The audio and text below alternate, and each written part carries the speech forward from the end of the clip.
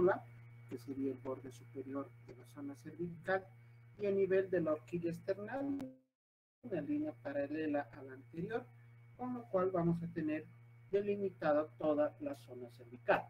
Recordemos también que la zona del cuello la vamos a dividir en una zona anterior, la zona cervical anterior, donde se encuentra la tráquea tiroides, las zonas laterales, donde se encuentran los grandes vasos del cuello, y la zona cervical posterior, que más que todo está ocupada por masa muscular. Cuando realizamos el estudio semiológico del cuello, debemos determinar cuáles son los signos y síntomas más frecuentes. Dolor en el cuello, dolor cervical, uno de los principales motivos de consulta. El paciente nos puede referir presencia de dolor de distinta intensidad, de distinta característica y de distinta ubicación en base al órgano o al elemento que sea el causante de dolor. Lo más usual, dolor provocado por inflamación de la tiroides, dolor ocasionado por infartación ganglionar. También el paciente nos puede referir disnea secundario a una obstrucción a nivel de la vía aérea superior, estamos hablando de laringe o de tráquea. Por inflamación de las cuerdas vocales encontraremos ronquera, cuyo término semiológico más correcto es el de disfonía. Cuando hablemos de un paciente que está ronco, debemos mencionar con el término semiológico de disfonía. La disfagia, que es la dificultad para deglutir cuando existe alguna alteración a nivel del esófago o algún proceso obstructivo. Síntomas de órganos extracervicales, como patologías cardíacas, que nos pueden dar alteraciones a nivel de los grandes vasos del cuello, como vamos a ver a continuación. Y cualquier tipo de abultamiento, neoformación, tumoración, siempre es sinónimo de un cuadro patológico. No es normal que se presenten abultamientos o neoformaciones en la zona cervical.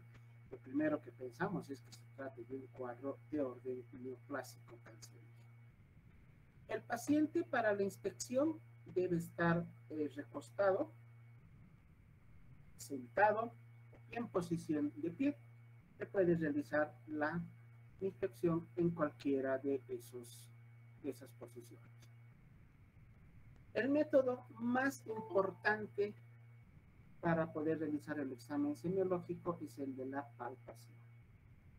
Palpar la zona del cuello es la que nos va a dar la mayor cantidad de información referida a las posibles alteraciones patológicas que se puedan encontrar acá. Medir el cuello también tiene cierto grado de importancia semiológica, tomando en cuenta que hay patologías como el síndrome de Cushing, donde el cuello se hace más ancho y más corto, o en pacientes obesos de igual manera, donde se puede encontrar un cuello de mayor diámetro. ¿Se percute el cuello? Básicamente no se percute porque tiene muy poco valor semiológico, pero sí se puede auscultar. El cuello se puede auscultar buscando alteraciones en el latido de la carótida. Se puede presentar alteraciones, soplos, cuando se presentan estenosis, hay cuadros obstructivos a nivel de la parte vascular arterial. Como estudios complementarios para estudiar el cuello tenemos a la radiología simple, que sobre todo nos va a dar luces respecto a las características de la parte ósea. Una radiografía contrastada nos servirá para poder determinar alguna alteración, sobre todo a nivel de esófago.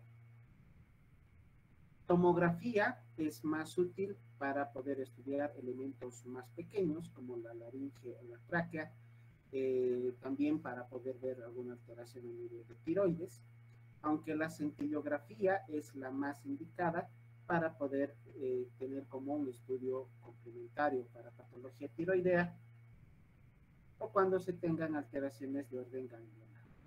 La punción y biopsia estarán indicadas cuando se tengan quistes, abscesos, neoformaciones, donde el diagnóstico no esté muy claro, o para poder determinar la presencia de un cuadro infeccioso, toma de muestra para cultivo y antibiograma, o si estamos ante una tumoración, para el envío correspondiente al estudio de anatomía patológica. El paciente entonces debe estar recostado, lo mejor que esté en posición de sentado. Y lo que vamos a realizar es una inspección directa a la cara anterior, inicialmente del cuello, luego a las caras laterales, a cada una de las caras laterales, y posteriormente a la cara posterior de la zona cervical. Con la inspección lo que vamos a tratar de determinar es si existe alguna malformación, neoformación, algún abultamiento. Ya podemos observar dilatación a nivel de las venas cervicales o inclusive algún tipo de alteración en el latido carotídeo. Eso simplemente con la inspección. Veremos la forma del cuello. Un cuello corto se encuentra en patologías congénitas como el síndrome de Klippel-Feil. Estará presente un cuello engrosado en casos de un paciente hipotiroideo, un cuello más grueso y más corto. Podemos encontrar edema a nivel cervical. Si el edema empieza siempre a nivel de extremidades inferiores por gravedad, que llegue hasta la zona cervical ya nos indica que la causa que está motivando el edema es una patología realmente muy importante, con un compromiso bastante amplio. Hablamos de una posible insuficiencia cardíaca con un deterioro del funcionamiento del corazón severo, una insuficiencia renal crónica también con las mismas características. Podemos encontrar tumores a nivel tiroideo, a nivel submentoniano, a nivel de las glándulas salivales submaxilares, a nivel de la zona esternocleidomastoidea, todo esto motivado por patología de las glándulas salivales.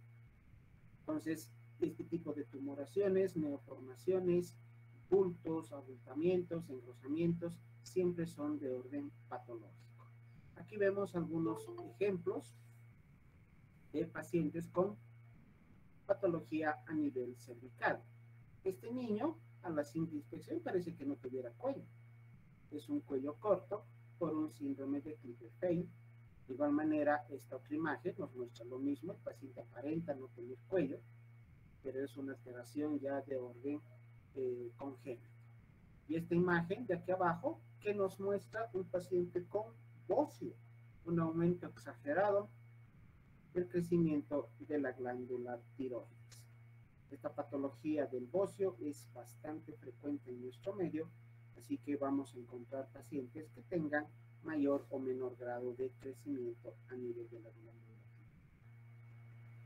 Acá vemos otro crecimiento de tiroides, también es bocio. Y esta otra imagen de acá ya no podemos catalogar como bocio, ya son neoformaciones irregulares, completamente amorfas, inclusive con cambio de coloración a nivel de la piel. Estaríamos ante el caso de cáncer de glándula tiroidea. Esto no podemos catalogar como bocio. El bocio se caracteriza por tener un crecimiento homogéneo. Este es un crecimiento completamente heterogéneo, irregular, deforme, y con estos cambios de coloración a nivel de la piel que nos ayudan a dar el diagnóstico correspondiente. Observemos las características de la piel.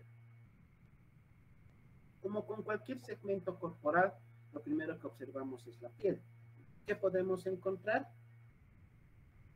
Lesiones producidas por procesos inflamatorios, infecciosos de la piel, lo que denominamos dermatosis. Podemos encontrar eritema, secundario a un cuadro infeccioso o inflamatorio, cianosis, si el paciente cursa con alguna patología que está motivando la hipoxia celular. La sífilis nos produce una pigmentación alveolar, una hiperpigmentación. Podemos encontrar fístulas. La fístula es la comunicación entre dos epitelios de distintas características. Si existe un absceso, puede fistulizar hacia el exterior para drenar el material purulento. Si existe un tumor, puede drenar hacia el exterior, donde se drenará usualmente material hemático. Dependiendo del origen de la lesión a nivel cervical se fistuliza hacia la piel con la salida de distintos tipos de sustancias, de elementos que necesitan y ameritan un estudio laboratorial para determinar su origen. Hay una patología a la cual debemos tomar en cuenta. No olvidarnos que existe esta enfermedad que se llama el síndrome de la vena cava superior, que se presenta por obstrucción de la vena cava superior. Recordemos que la vena cava superior es la vena a la cual drena toda la sangre venosa de la cabeza y de la cara. Este síndrome de vena cava superior se caracteriza por presencia de edema generalizado a nivel de la cara, a nivel del cuello también, cuello y cara, con edema, rubicundez cianótica y una ingurgitación yugular muy importante. Hay un caso de un paciente que observé en programas médicos que pasan a veces por televisión por cable. Era un caso de un paciente que un día se levanta después de dormir, se ve al espejo y ve que su cara había cambiado por completo, que no era su cara, no era él. Acude al servicio de emergencias y pensaban que se trataba de una patología de orden psiquiátrico, ¿no? Que el paciente indique que no es su cara, que le han cambiado de cara, pero lo que se llegó a determinar que tenía una obstrucción de la vena cava superior, tenía la patología del síndrome de vena cava superior, con lo cual las características físicas, los rasgos físicos de la cara habían cambiado por completo, porque el paciente tenía una cara más ancha, edematizada, eritematosa, y el paciente no se reconocía al espejo. Es un caso bastante interesante. Yo no tuve la oportunidad de ver pacientes con esta patología, pero sí he visto casos descritos en otros lados donde la obstrucción de la vena cava superior tiene los mismos factores de riesgo que cualquier otra obstrucción vascular, hipercolesterolemia, tabaquismo, patologías cardíacas, las mismas que pueden producir obstrucción de otros segmentos venosos. Esta es la vena cava y tenemos el drenaje de todo el sistema venoso de la cabeza y de la cara.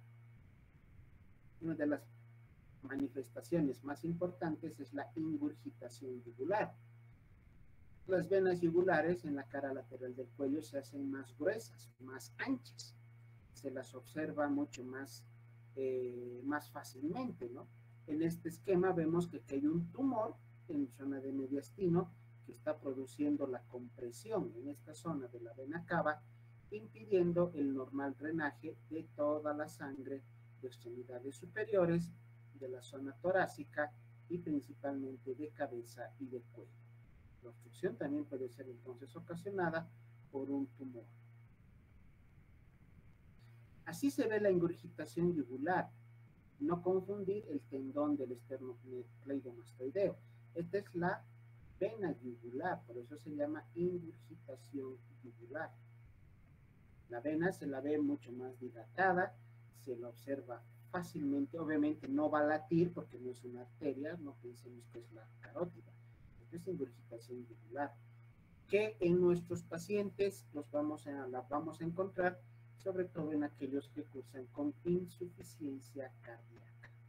Uno de los datos clínicos más relevantes para el diagnóstico de insuficiencia cardíaca es la presencia de ingurgitación yugular.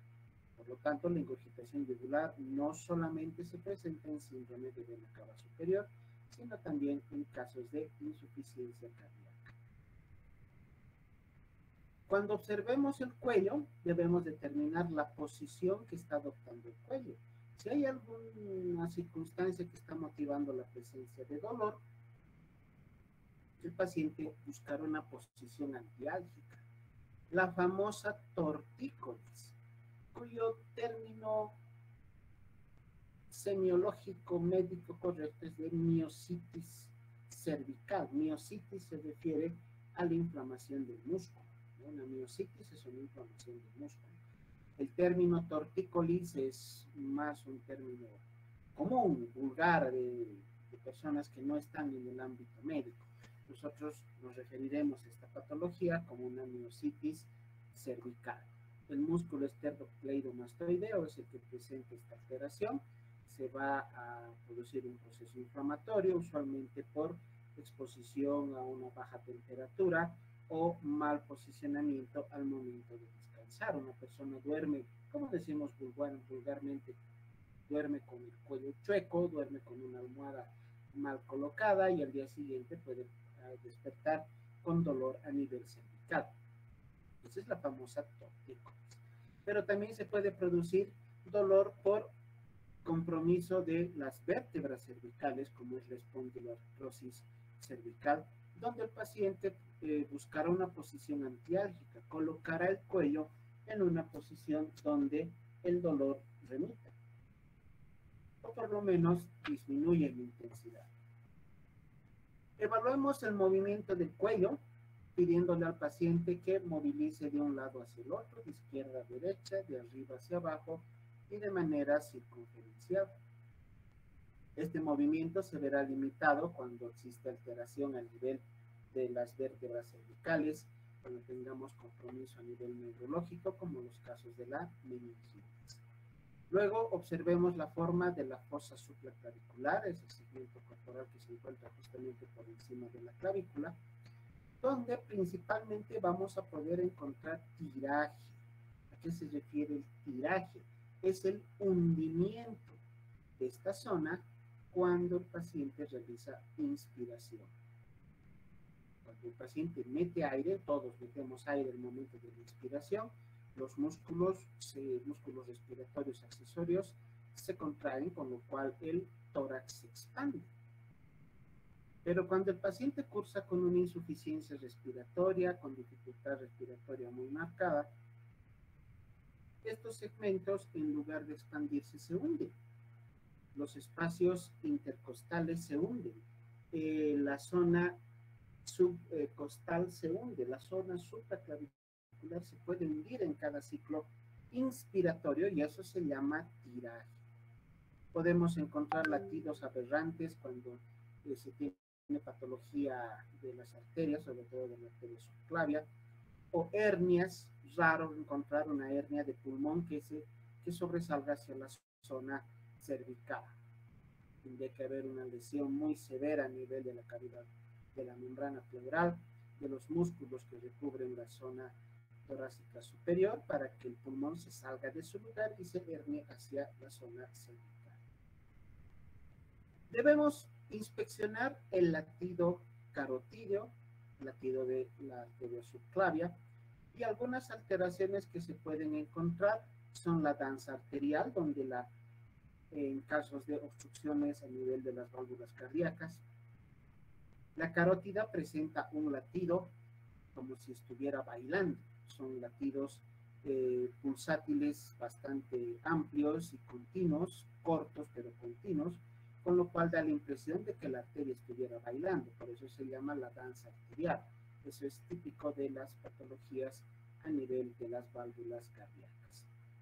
Y hemos hablado respecto a la ingurgitación yugular, donde se puede determinar el aumento de volumen de la vena yugular en casos de insuficiencia cardíaca o de obstrucción de la vena cava superior. Y algo anormal, completamente patológico, es palpar latido, palpar pulso en las venas. Las venas no laten, las venas no tienen ese latido como las arterias. Si encontramos latido en una vena, significa que hay una fístula, una comunicación entre una arteria y una vena. Y eso ya es un dato patológico. Si es que no se ha producido secundario un tratamiento vascular, este latido venoso es completamente patológico y nos indicaría la presencia de una fístula arteriovenosa. También podemos encontrar enfisema. ¿Qué es el enfisema? La presencia de aire por debajo de la piel. Se llama enfisema subcutáneo. Cuando se produce la ruptura esofágica, se produce un traumatismo torácico, fracturas costales, ruptura de la pleura, lesión del parénquima pulmonar, el aire que se encuentra dentro de los alvéolos puede salir y acomodarse por debajo de la piel. A eso llamamos enfisema subcutáneo. Y al momento de palpar la piel, vamos a sentir esa sensación como cuando agarramos nieve entre las manos. Creo que todos en algún momento hemos jugado con nieve, hemos ido a la cumbre cuando hay nevada, hemos sentido la textura, las características físicas que tiene la nieve cuando la agarramos entre los dedos. Esa misma sensación se percibe cuando uno palpa enfisema subcutáneo. Y a esa sensación táctil se denomina crepitación nívea. Crepitación nívea porque se parece a la nieve.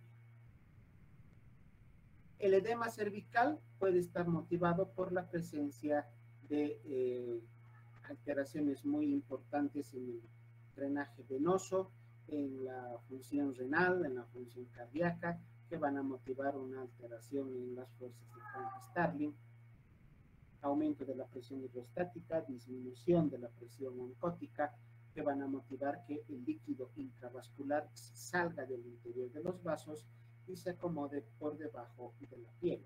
Eso denominamos edema.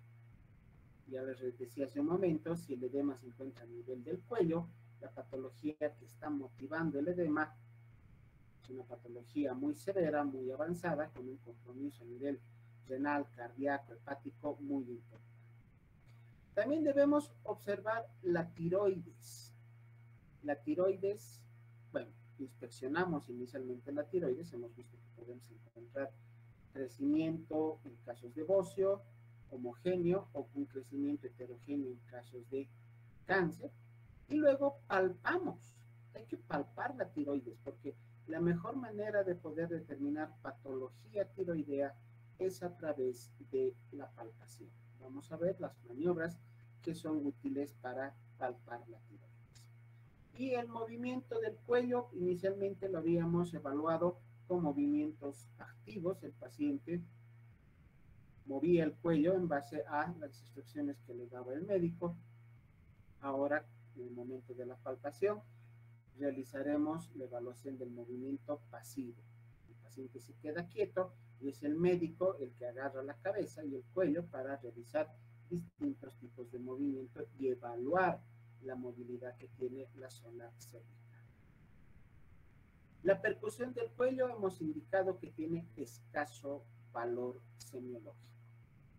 La auscultación para poder determinar alguna patología vascular como soplos, obstrucciones, cuando existe lesión a nivel de la carótida o obstrucciones a nivel de la carótida, podemos encontrar la presencia de soplos. Esos soplos se pueden auscultar fácilmente con el estetoscopio a nivel de las caras laterales del cuello. Los estudios complementarios, ya los hemos mencionado, sirven dependiendo cuál sea la patología que estemos estudiando, si estamos determinando alguna patología ósea, alguna patología tiroidea, necesitaremos radiografía, tomografía, inclusive en algún momento hasta resonancia magnética se ha solicitado de zona cervical para poder identificar algún tipo de neoplasia que no se logró determinar con otro tipo de estudios. En el estudio radiográfico debemos evaluar la columna cervical. Inicialmente, vamos a observar el alineamiento que tienen las vértebras. Todas deben estar alineadas en un mismo eje, una sobre otra. No debe haber una vértebra que esté más adelante o más atrás, porque eso indicaría que el alineamiento de las vértebras está alterado. Luego, a continuación, veamos lo que son las apófisis espinosas de cada una de las vértebras, estas estructuras que sobresalen hacia la parte posterior, también todas en un mismo eje. Veamos las características de los espacios intervertebrales, los espacios articulares, que deben ser todos homogéneos. Y aquí quiero que se fijen en este espacio articular entre estas dos vértebras, donde vemos un espacio amplio, bastante amplio, homogéneo, con una altura similar en toda su extensión. Y comparemos acá con el espacio articular que encontramos entre estas dos vértebras en la parte superior, donde el espacio articular ha disminuido de una manera importante. Cuando el espacio articular disminuye en cualquier articulación, estamos ante la presencia de un caso de artrosis. Esta radiografía nos estará mostrando artrosis cervical. Y la artrosis cervical, ¿qué va a producir? Dolor a nivel del cuello al momento de movimientos. Bueno, ahora vamos a ver con más detalle los elementos que hemos indicado previamente. Inicialmente la exploración de venas y arterias. Hay que recordar la anatomía normal que tenemos en el sistema vascular a nivel de la zona del cuello. Tenemos acá la vena subclavia en la parte más inferior, la vena yugular interna y por fuera la vena yugular externa. También tenemos una vena yugular anterior mucho más delgada y la vena facial como una de las ramas de la vena yugular.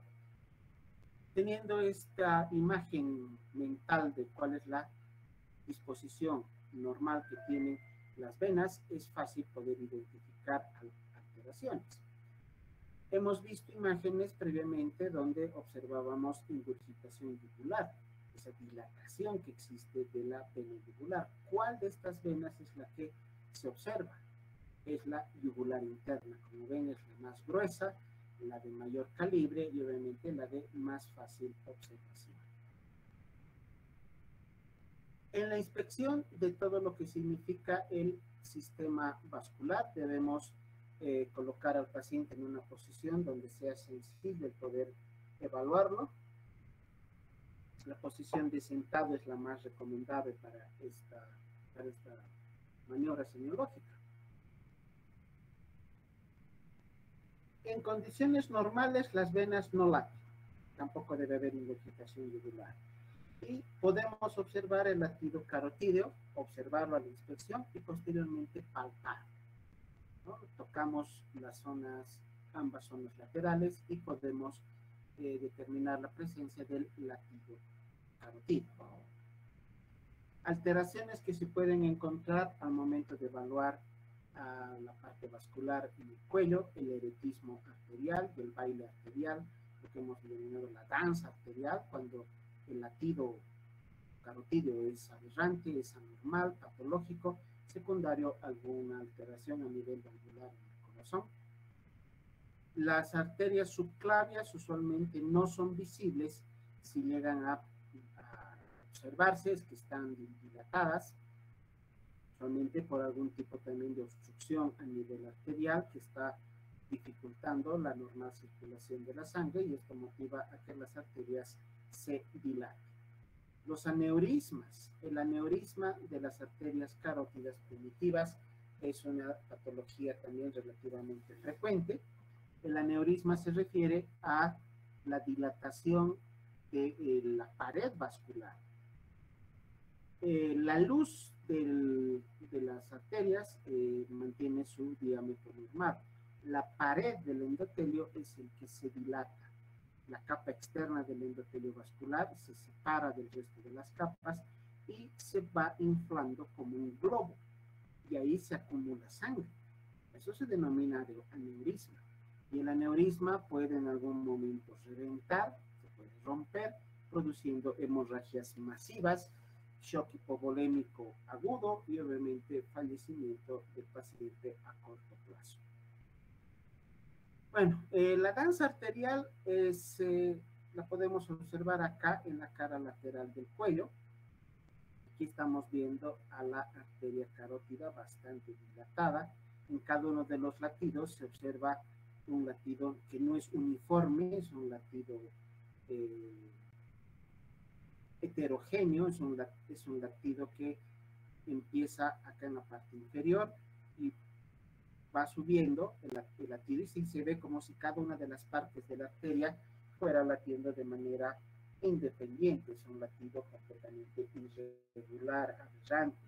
Eso se denomina la danza arterial. Y les repito, es característico de alteraciones a nivel valvular del corazón. Y el aneurisma, esa dilatación en forma de globo, se la puede observar de esta manera. Podríamos confundir como con la presencia de un tumor, ¿no? Parece un tumor en zona cervical, pero el tumor es duro a la palpación. En cambio, acá palpamos esta zona y es blando, es realmente como un globo con agua. Y debemos tener mucho cuidado al momento de realizar la palpación de esta zona, porque el realizarlo con mucha fuerza, con mucha presión, motivará que este aneurisma pueda reventarse, pueda romperse.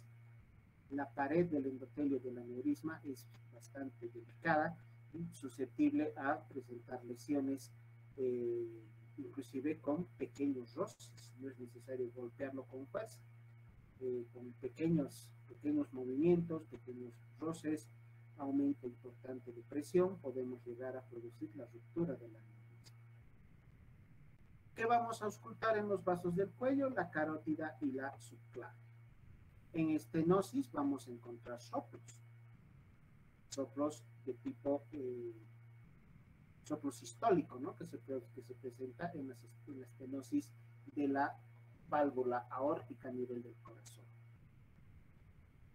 Ya en el orden cardiológico debemos recordar, bueno, todavía no hemos visto el ámbito de la semiología del corazón, pero sabemos por conocimientos básicos que el corazón tiene un primer ruido, que es la sístole, y un segundo ruido, que es la diástole. Cuando existe alteraciones a nivel de las cavidades cardíacas o también de las válvulas en el corazón, el segundo ruido, el ruido de la diástole, se hace más amplio, dura más y se puede propagar hacia la zona cervical o hacia la zona torácica anterior. Y esto también se llega a determinar a través de la auscultación de la arteria carótida.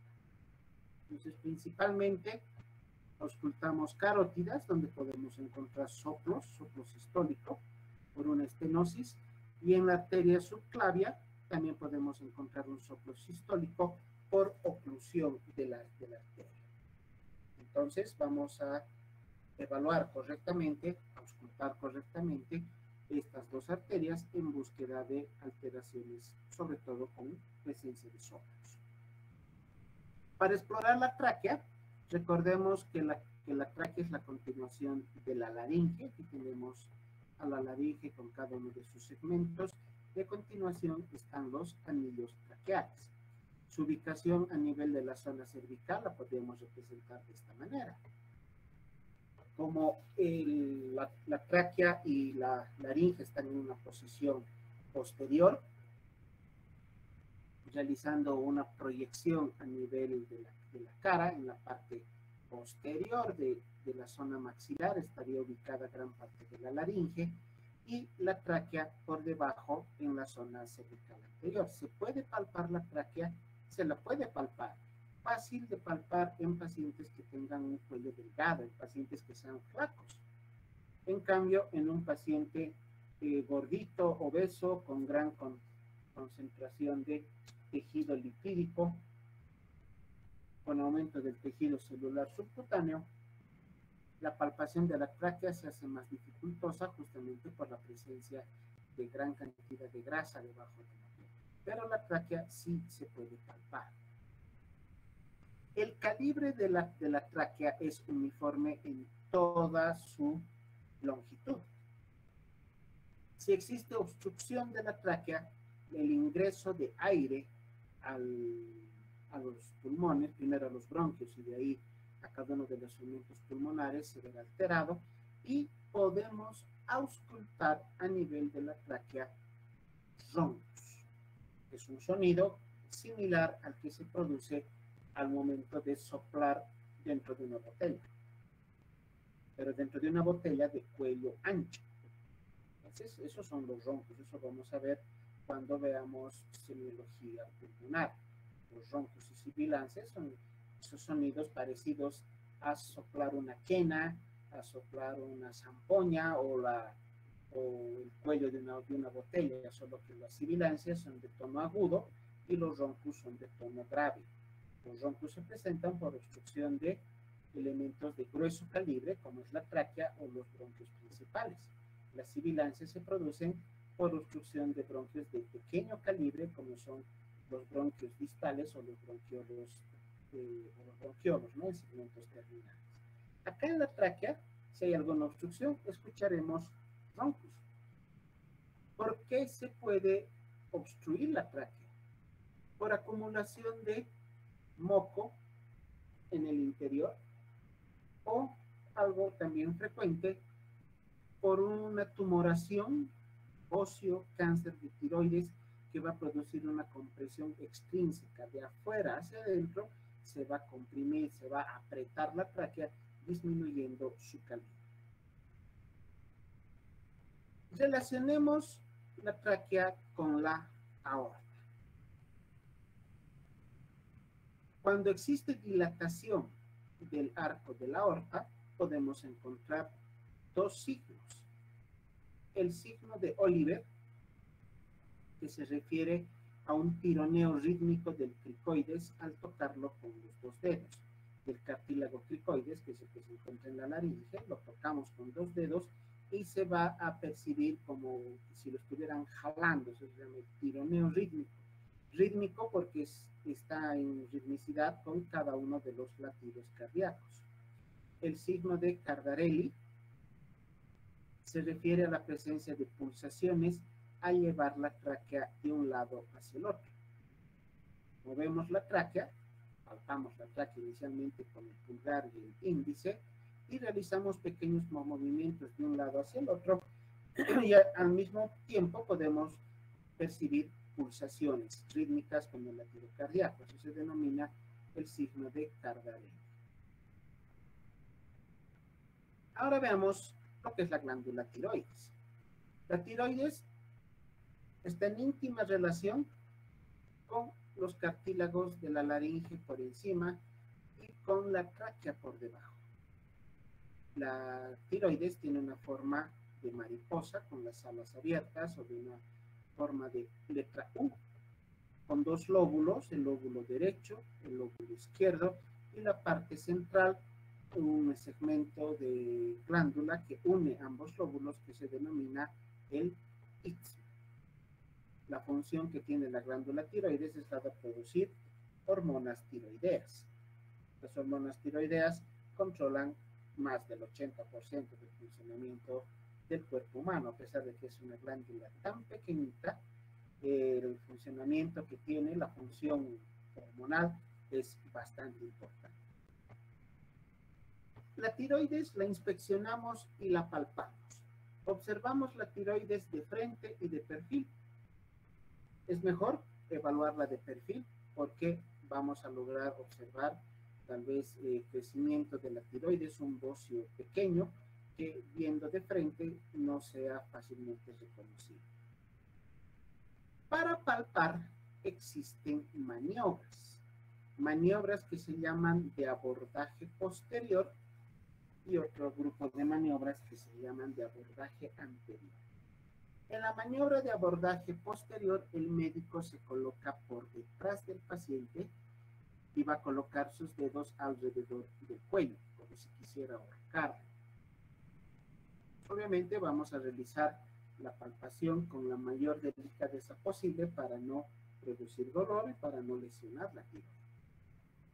Esa es la maniobra de abordaje posterior. En las maniobras de abordaje anterior, el médico se va a colocar por delante del paciente y utilizando una o ambas manos evaluará la tiroides. Vamos a ver cada una de las maniobras correspondientes para cada uno de los técnicas de abordaje anterior y posterior. Algo que debemos, o una situación, una maniobra que se complementa con la palpación, es solicitarle al paciente que degluta. que trague su propia saliva o le damos un vaso de agua para que pueda deglutirlo. Al momento de la deglución, cuando el líquido pasa por el esófago, empuja ligeramente la tráquea hacia adelante y como la tiroides está adosada a la cara anterior de la tráquea, también la tiroides se impulsará hacia adelante, lo cual facilita tanto la inspección como la palpación de la tiroides. Hay una maniobra también que se llama maniobra de Pisilo, que nos ayuda a poder evaluar de mejor manera la tiroides en aquellos pacientes obesos, donde el paciente apoya las manos cruzadas, o sea, coloca las manos entrelazadas a nivel de la zona occipital. De esta manera se facilita el abordaje hacia la tiroides. Vamos a ver la maniobra de Crilley y la maniobra de la Hay. Les voy a explicar de mejor manera con imágenes.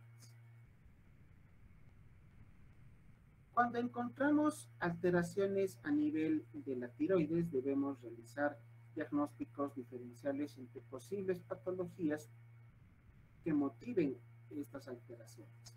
Si hay crecimiento de la tiroides, se puede producir por una hiperplasia fisiológica, muy raro que se produzca una hiperplasia, un crecimiento de la tiroides de manera fisiológica. Lo más usual es que sea por bocio. Sabemos que el bocio es secundario a la deficiencia de yodo, a la deficiencia en el consumo de yodo, a pesar de que en todo el mundo, gracias a la instrucción de la Organización Mundial de la Salud, se consume la sal iodada, pero a pesar de eso, todavía sigue existiendo bocio. No porque el paciente consuma sal sin yodo, sino porque existen alteraciones metabólicas que impiden el normal metabolismo del yodo en el interior del organismo y la formación de hormonas tiroideas en el interior de los lóbulos tiroideos.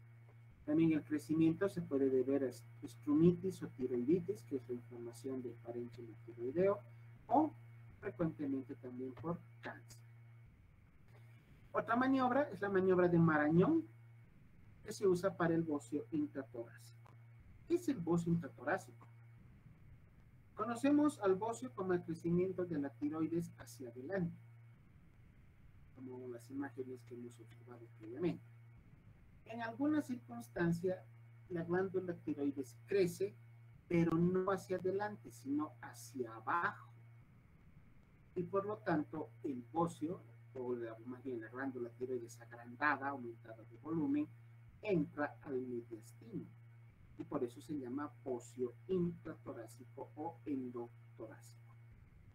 Para realizar la maniobra de Marañón, al paciente se le solicita que eleve los brazos sobre encima de la cabeza y que extienda la cabeza ligeramente hacia atrás. Esto va a provocar inmediatamente disnea, cianosis y eritema a nivel de la cara, porque estamos obstruyendo el drenaje venoso de la vena cava superior. Vamos a ver con imágenes todo lo que les estoy explicando. Maniobra de abordaje posterior para la evaluación de la tiroides. La maniobra de Kervay. El médico está por detrás del paciente. Sus dedos pulgares están colocados juntos, tocándose unos con otros, en la cara posterior del cuello. Los los 4 dedos se colocan a nivel de la cara anterior del cuello y vamos palpando con esta mano el lóbulo derecho de la tiroides y con esta otra mano el lóbulo izquierdo de la tiroides. Realizamos un movimiento homogéneo de arriba hacia abajo y de adentro hacia afuera para palpar al mismo tiempo ambos lóbulos. Esto nos ayuda a poder determinar alguna alteración. Si encontramos una nodulación, una bolita, una neoformación en uno de los lóbulos, inmediatamente podemos comparar con el otro lado para darnos cuenta de que no es normal que esa neoformación se encuentre en esa zona. Por eso se realiza la palpación unísona al mismo tiempo de ambos lóbulos. Esta maniobra de Kervine es la más recomendable, es la más sencilla de realizar y la que nos da también mayor información en cuanto a las características físicas y anatómicas de la tiroides. En cualquiera de las maniobras que vayamos a realizar para palpar tiroides, debemos solicitar o debemos realizar una palpación inicialmente con el paciente sin ningún movimiento, y para una segunda palpación pidamos al paciente que degluta su propia saliva. Así la tiroides será impulsada hacia adelante y eso facilitará la palpación. Esta es otra imagen que nos muestra la maniobra de Kervine. Dedos pulgares en la cara posterior del cuello y los otros 4 dedos colocados en la cara anterior y lateral para palpar al mismo tiempo los lóbulos tiroideos. La maniobra de Crilley es de abordaje anterior. El médico se encuentra por delante del paciente y utiliza solamente una mano. El pulgar, como ven en esta imagen, está colocado en la cara lateral del cuello y lo que va a hacer es empujar la tiroides, bueno, empujar la tráquea más la tiroides hacia el otro lado.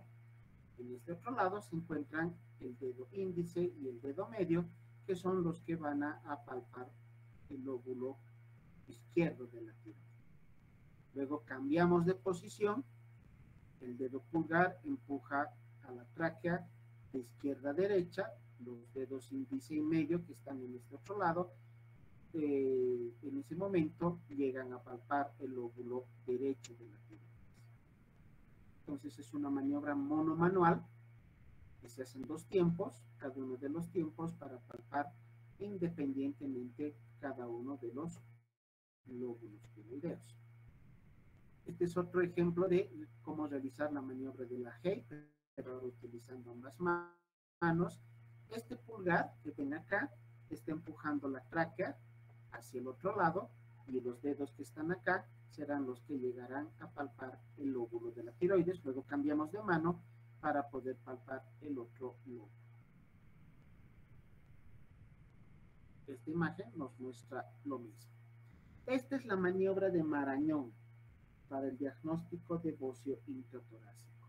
Al paciente se le pide que eleve los brazos por encima de la cabeza y que extienda, que lleve la cabeza ligeramente hacia atrás.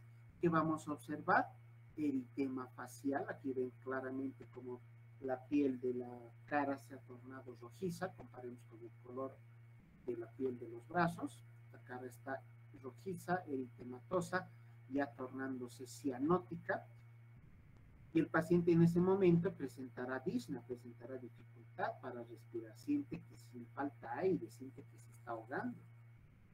¿Por qué se está produciendo eso? Porque el bocio no está dirigido acá a la cara anterior del cuello, sino hacia abajo. Ha entrado al mediastino y con esta maniobra estamos ocasionando la obstrucción, la compresión de la vena cava superior, lo cual está produciendo dificultad al retorno venoso y es lo que motiva la presencia de disnea, la presencia de cianosis y de eritema facial. Como resumen, maniobras de abordaje anterior, la maniobra de Crilley, que se hace con una mano, la maniobra de la Hay, en la cual se utiliza ambas manos. Ambas maniobras nos sirven para palpar independientemente los lóbulos tiroideos, empujando la tráquea hacia el otro lado. La de Crilley con una mano, la de la Hay con ambas manos.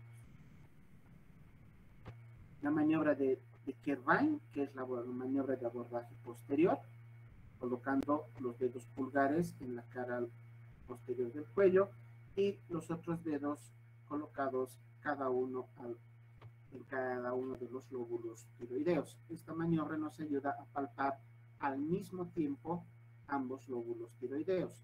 Las de abordaje anterior debemos palpar por separado cada uno de los lóbulos. Y la maniobra de Marañón para el bocio intratorácico. Y finalmente veamos algunas características del bocio. Acá lo vamos a nombrar de una manera superficial simplemente porque en materia de semiología diferenciada tenemos un tema que se refiere a semiología de tiroides, específicamente donde hablamos de bocio, hipertiroidismo y el hipotiroidismo. Acá quiero mostrarles el bocio, crecimiento homogéneo de ambos lóbulos tiroideos. Tanto el lado izquierdo como el lado derecho crecieron de una manera homogénea al mismo tiempo, al mismo tamaño.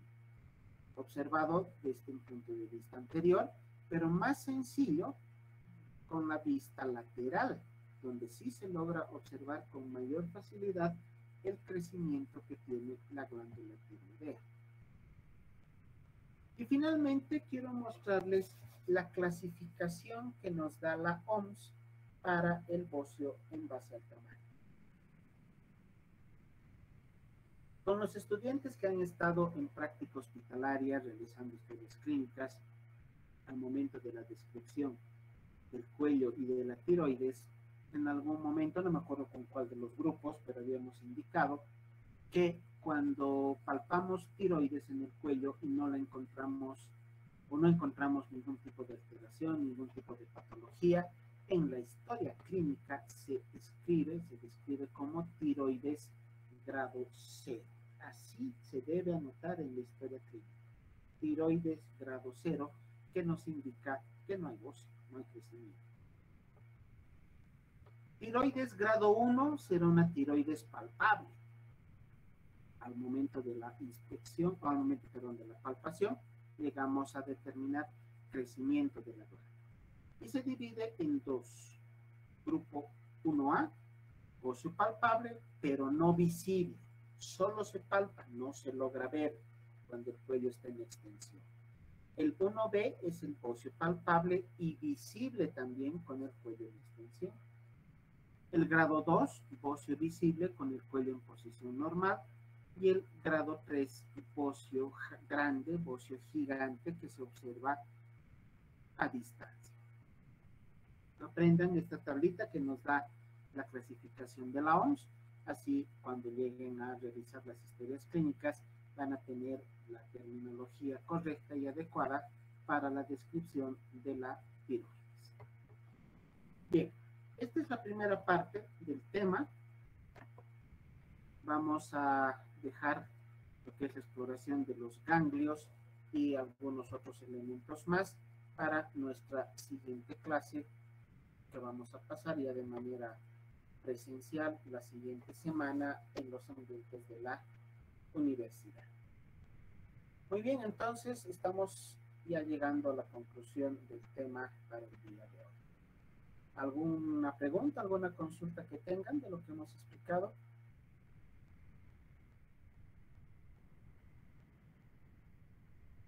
Muy bien, entonces daremos por concluida la clase de hoy. Nuevamente quiero agradecer a todos por su tolerancia para el retraso en el inicio de la clase teórica del día de hoy. Antes de concluir, quiero indicarles a los estudiantes que tienen que empezar práctica hospitalaria a partir del día lunes, que los voy a esperar a las 8 en punto de la mañana en el piso número 4 del Hospital de la Caja de Caminos, que queda en la calle 14 de Obrajes, esquina 14 de septiembre. ¿No? Deben ir con el equipo de bioseguridad, el mameluco, enterizo, gorro. Es muy importante la utilización del gorro descartable para proteger el cabello, tanto varones como mujeres. La utilización del barbijo también es imprescindible para poder ingresar a los ambientes del hospital. Caso contrario, el guardia no va a dejar que ustedes ingresen si no están con barbijo. También debe portar el mandil de la universidad con el distintivo correspondiente y el nombre de cada uno de ustedes. Y entonces los espero en el piso número 4 en el servicio de medicina interna.